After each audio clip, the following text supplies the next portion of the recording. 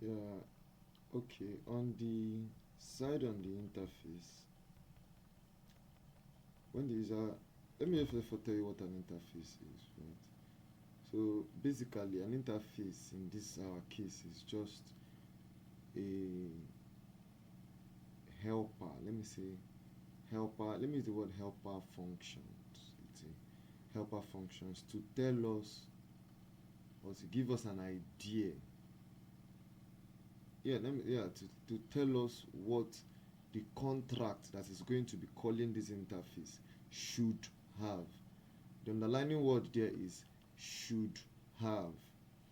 Uh, for instance, if I put an interface here and I call the interface balance of, balance of, it means that the contract that is going to be calling this interface must have a function inside of it called balance of.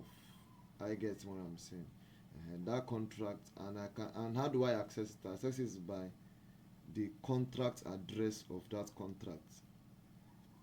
I believe I'm speaking too much. Let me get down. So first for our SPDX license MIT, and we put our Solidity.